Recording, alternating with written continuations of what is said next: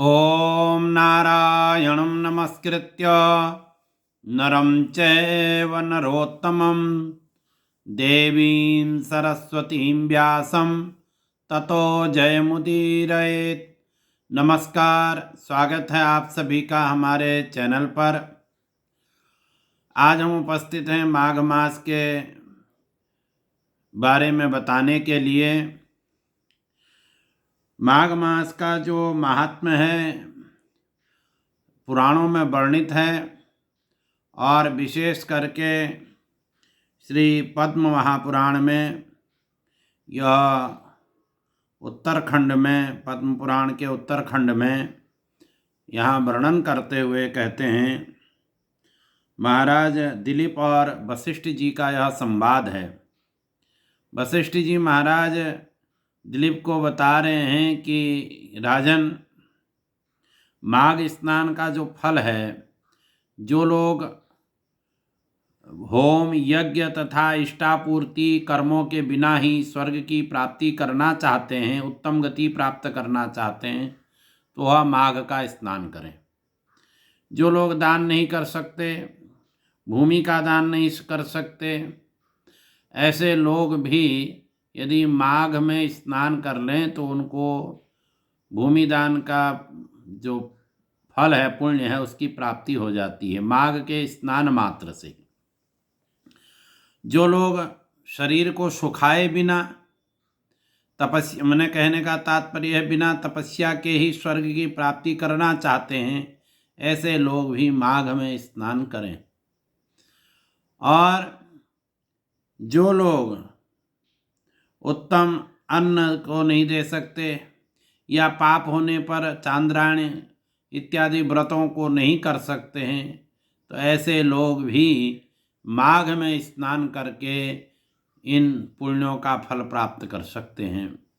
तो माघ मास का जो है स्नान बहुत पुण्य देने वाला है। माघ मास से बढ़कर और पवित्र करने वाला और पापों का नाश करने वाला और कोई महीना नहीं है। तो ऐसा यह माघ अब प्रारंभ हो रहा है 14 जनवरी 2025 से। तो माघ में स्नान करें, संभव हो तो पूरे माघ में ही स्नान करें, और नहीं तो 5 दिन का माघ स्नान करें, 3 दिन का तो कम से कम करें। नहीं कर सकते तो 1 दिन का तो माघ स्नान करें ही करें।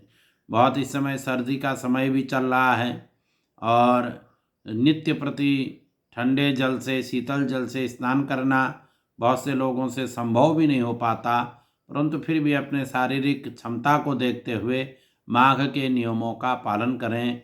माघ में भगवान बेणी माधव स्नान करें प्रातःकाल ही, और फिर बेणी माधव भगवान का पूजन करें, विष्णु सहस्त्र नाम का पाठ करें, पुरुषोक्त इत्यादि जो स्तोत्र हैं भगवान वेद में, उनका पाठ करें और इनका पूर्ण लाभ लें। अभी जैसे आप देख रहे हैं कि इस समय महाकुंभ हमारा चल रहा है प्रयागराज जी में, और महाकुंभ की भी अब का भी प्रारंभ हो चुका है। संत महात्मा वेद इतिहास पुराण सभी मूर्तिमान होकर के वहाँ पर पहुँचे हुए हैं। तो माघ में यदि कुंभ जाना संभव न हो तो गंगा जी का स्मरण करते हुए ही अपने आसपास की जो नदियां हैं उनमें स्नान करें। उन नदियों को स्वच्छ करने का प्रयास करें। उनके पास में, उनके अगल बगल जो प्रदूषण है, जो गंदगी है, उसको साफ करवाएं। ये भी कुंभ के स्नान का ही पुण्य फल प्राप्त होगा। तो माघ का प्रारंभ हो रहा है और हम लोग जैसे कि कुर्मांचली लोग हैं, हमारे यहाँ माघ का बड़ा महत्व है। माघ में हमारे यहाँ इसको उत्तरायणी पर्व के रूप में हम लोग मनाएंगे।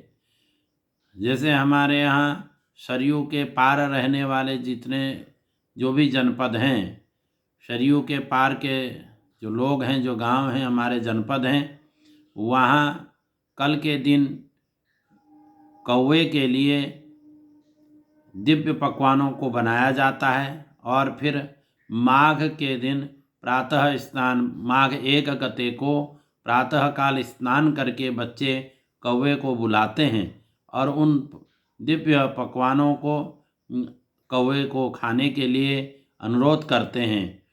तो हमारा सनातन धर्म बड़ा इसका विस्तार है और बहुत दूरदृष्टा यह धर्म है।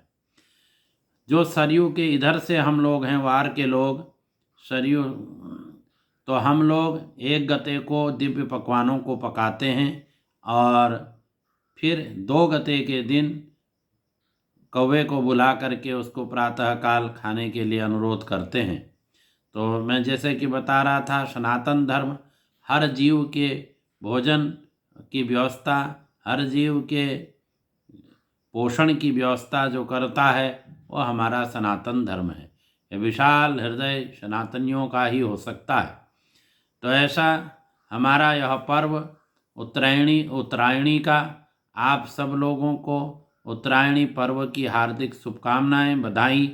आप लोग स्नान करें, माघ के पुण्य का फल प्राप्त करें, कुंभ के स्नान का पुण्य फल प्राप्त करें, भगवान प्रयागराज सबके ऊपर कृपा करें, ऐसी हमारी भावना है। नमस्कार।